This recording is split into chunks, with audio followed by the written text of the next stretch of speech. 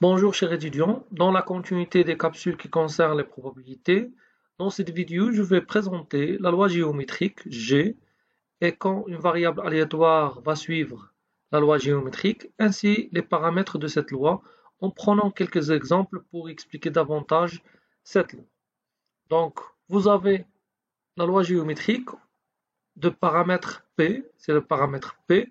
On dit que X suit la loi géométrique G de paramètre quand une variable aléatoire va suivre la loi géométrique. C'est quand on cherche à répéter une expérience pour avoir un succès. Pour avoir un succès. Et lorsqu'on aura ce succès, on arrête l'expérience. Donc je répète, une variable aléatoire va suivre la loi géométrique, c'est quand on va répéter une expérience jusqu'au avoir un succès. Donc on dit que X suit la loi géométrique G de paramètre P, et P c'est la probabilité du succès. Pour le domaine de valeur, elle est infinie, mais elle est entière. Ça veut dire que 1, 2, 3, donc jusqu'au plus l'infini, mais entier. On peut l'exprimer par 1, 2, 3, ou bien k appartient à n tel que k est supérieur ou égal à 1. Maintenant, la probabilité correspondante à chaque variable, vous avez probabilité que x est égal à x ou bien k, c'est p à la puissance 1, puisqu'on cherche un succès, fois q à la puissance x moins 1 ou bien k moins 1.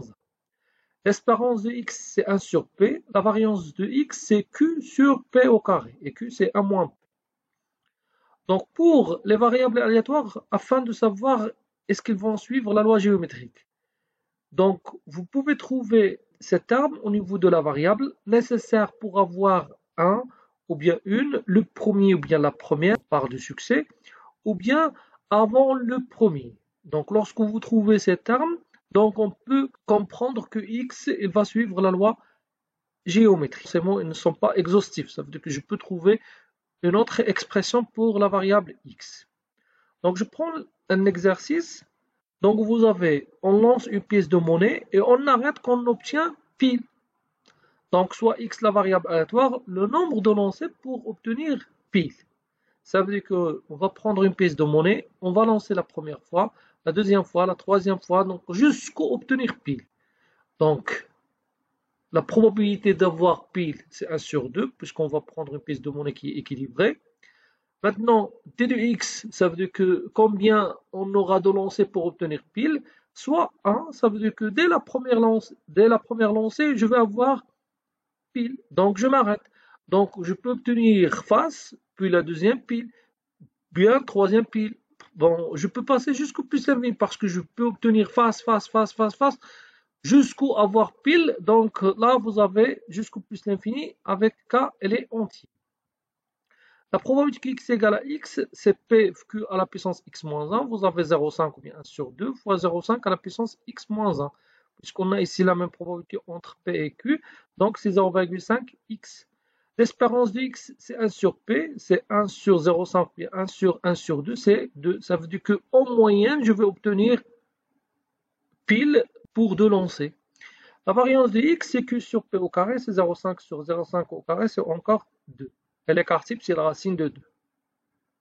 Maintenant, si on vous demande la question que bon, j'ai pris ici juste un exemple, la probabilité d'avoir pile au troisième lancé. Donc, la probabilité d'avoir pile au troisième lancé. Donc, on va faire probabilité x égale à 3. C'est 0,5 à la puissance 3. C'est 0,125, c'est 12,5%. Un deuxième exercice, vous avez une urne qui contient 4 boules blanches et 6 boules rouges. On les tire une à une avec remise jusqu'à ce qu'on obtienne une boule blanche. Soit x la variable aléatoire, le rang de la première boule blanche, ou bien le nombre de tirages nécessaires pour avoir une boule blanche. Donc, vous avez une urne qui contient 4 boules blanches et 6 boules rouges. Vous avez des boules, 4 blanches et 6 rouges. On va tirer une par une. Avec remise, ça veut dire qu'on va tirer et on va remettre ce qu'on a tiré jusqu'on obtient une boule blanche. Ça veut dire qu'on va arrêter de tirer lorsqu'on aura une boule blanche. Donc, x, vous avez le nombre de tirages nécessaires pour avoir une boule blanche. Donc, déterminer la loi de x, son espérance, sa variance, calculer la probabilité d'avoir une boule blanche avant le troisième tirage. Donc, la loi de x ici, elle est géométrique. Donc, x suit la loi géométrique de paramètre 4 sur 10 parce que vous avez le succès ici, c'est avoir une boule blanche. Et la probabilité d'avoir une boule blanche, c'est 4 parmi 10 boules qu'on a. Donc, c'est 4 sur 10, c'est 0,4. Le domaine de valeur de x, c'est 1, 2, 3, 4 jusqu'au plus l'infini avec k un entier.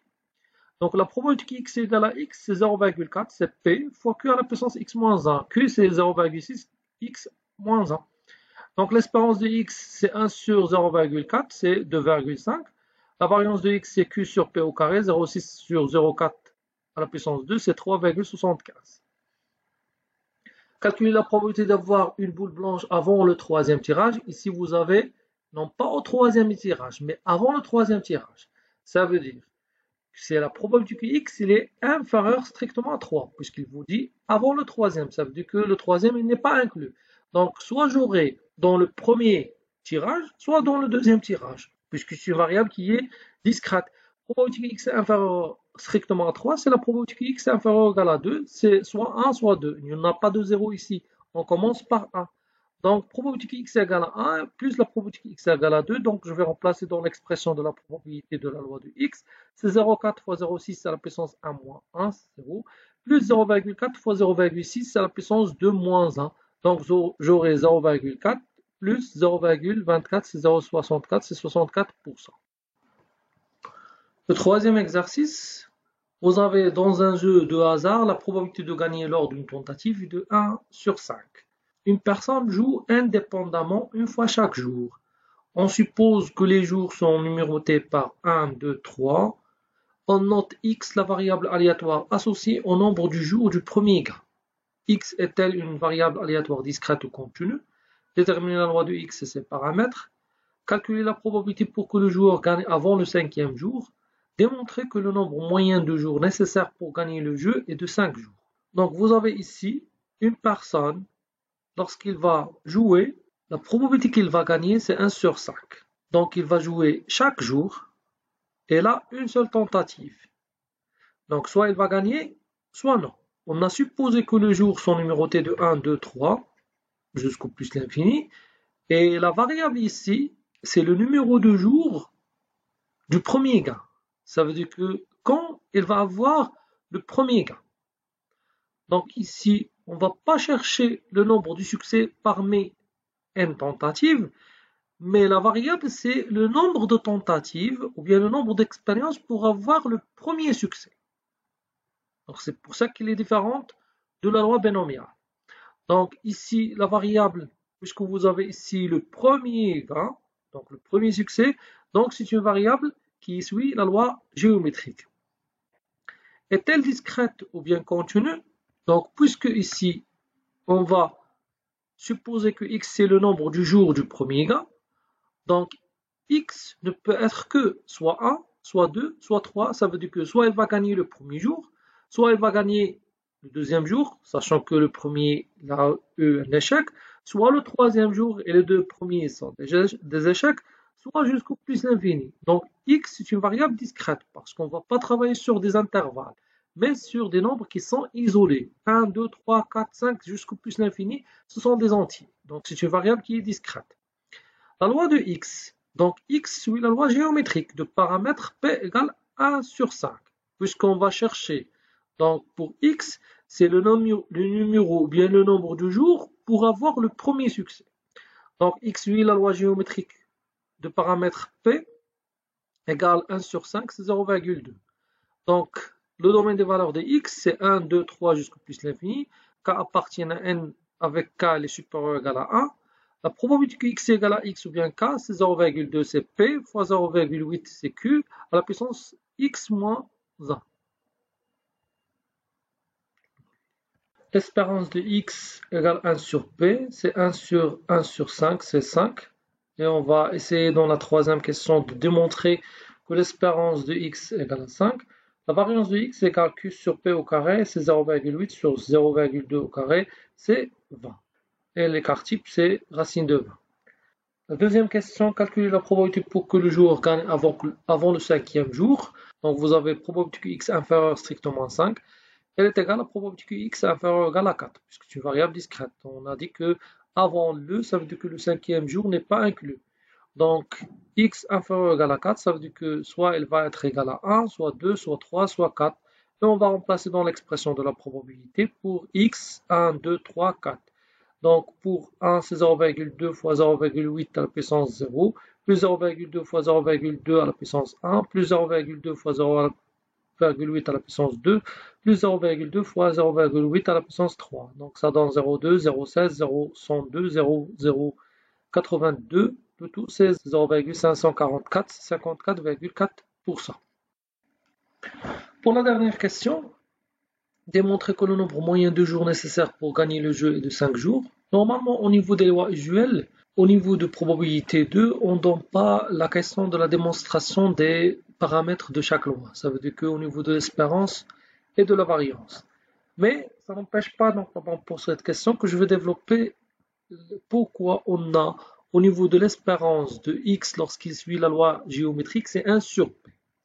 Donc, tout d'abord, je prends l'expression de l'espérance de x parce que c'est la moyenne ou bien le nombre moyen de jours pour cette variable. C'est la somme de k de 1 jusqu'au plus l'infini, k, p fois q à la puissance k moins a. Puisque vous avez l'espérance de x, c'est la somme de k fois la probabilité que x égale à k. Donc, ici, vous avez la somme k de 1 jusqu'au l'infini, k fois p, fois q à la puissance k moins 1. Donc, puisque la somme, elle dépend de k, donc p, ici, je peux factoriser avec p.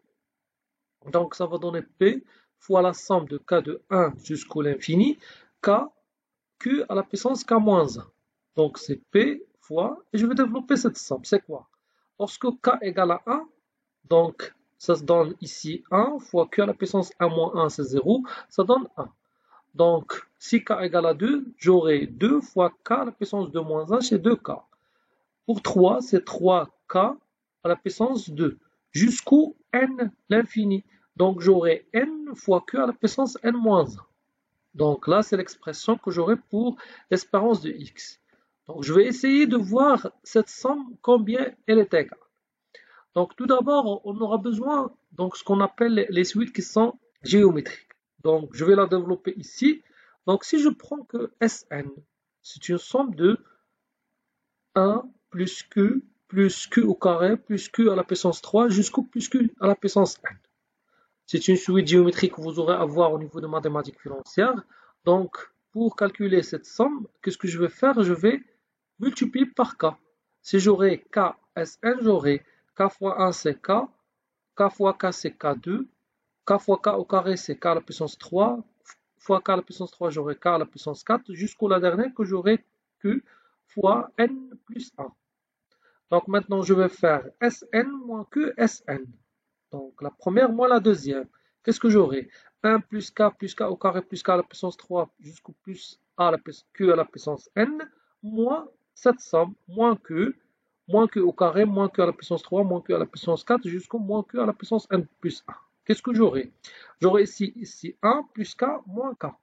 Plus k au carré, moins k au carré. Plus k à la puissance 3, moins k à la puissance 3. Donc, tout ce qui est à l'intérieur, elle va s'annuler puisque la somme sera 0. Qu'est-ce qu'elle reste? Elle reste juste le 1 moins q à la puissance n plus 1. Donc, Sn ici, je vais factoriser avec Sn. J'aurai 1 moins q. Elle est égale à 1 moins q à la puissance n plus 1. Et comme ça, j'aurai cette somme, elle est égale Sn égale 1 moins q à la puissance n plus 1 sur 1 moins q. Encore. Donc, puisqu'on a dit que q, c'est 1 moins p. Et p, c'est une probabilité. Donc, c'est une probabilité, ça veut dire qu'il est entre 0 et 1. Donc, q aussi, il va être entre 0 et 1. Donc, si q il est entre 0 et 1, q à la puissance n, lorsque n tend vers plus l'infini, ce sera 0. Donc là, c'est une donnée. Limite, lorsque n tend vers plus l'infini, q à la puissance n plus 1 égale à 0, si q entre 0 et 1. Donc, q n plus 1, ce sera 0. Donc, cette somme sera 1 moins 0 sur 1 moins q. Donc, Sn égale 1 sur 1 moins q. Qu'est-ce que je vais faire maintenant? Maintenant, puisqu'on a dit que Sn, c'est quoi? C'est 1 plus q au carré jusqu'au plus q à la puissance n. Donc, je vais faire la dérivée. Donc, si je veux faire la dérivée de Sn, qu'est-ce que j'aurai? J'aurai la dérivée de cette formule par rapport à k. Je vais dériver par rapport à k. Qu'est-ce que j'aurai? J'aurai moins 1 fois la dérivée de 1 moins k sur 1 moins k au carré. Donc, 1 moins k, la dérivée de 1 moins k, c'est moins 1. Moins 1 fois moins 1, c'est 1. Et il reste 1 moins k à la puissance 2. Donc, si je veux faire la dérivée par cette expression, puisque Sn est égal à la même chose, cette expression, je vais faire la dérivée de cette expression. Qu'est-ce que j'aurai? 1, la dérivée de 1, c'est 0, toujours par rapport à k. Donc, k, elle est égale à 1, plus 2k, plus 3 au carré, plus 4k, 4 à la puissance q à la puissance 3, jusqu'au n fois q à la puissance n moins 1. Donc, comme ça, j'aurai 1 plus 2k, plus 3k au carré, plus 4q à la puissance 3, jusqu'au plus n q à la puissance n moins 1. Qu'est-ce qu'elle est égale? Elle est égale à 1 sur 1 moins k au carré. Donc, cette expression, c'est la même chose qu'on a au niveau de l'espérance de x. C'est 1 plus 2k plus 3 k au carré plus 4k à la puissance 3. Donc, j'aurai que l'espérance de x, elle est égale à p fois cette somme prime. Donc, Sn', elle est égale à P fois 1 sur 1 moins Q au carré. Et on sait bien que P, c'est 1 moins Q. J'aurai c'est P sur P au carré, c'est 1 sur P. Et comme ça, on a démontré que l'espérance de X, elle est égale à 1 sur P pour les variables qui suivent la loi géométrique. Et bien sûr, pour répondre à la question, donc, puisque ici P égale 1 sur 5, donc l'espérance de X, elle est égale à 5 jours.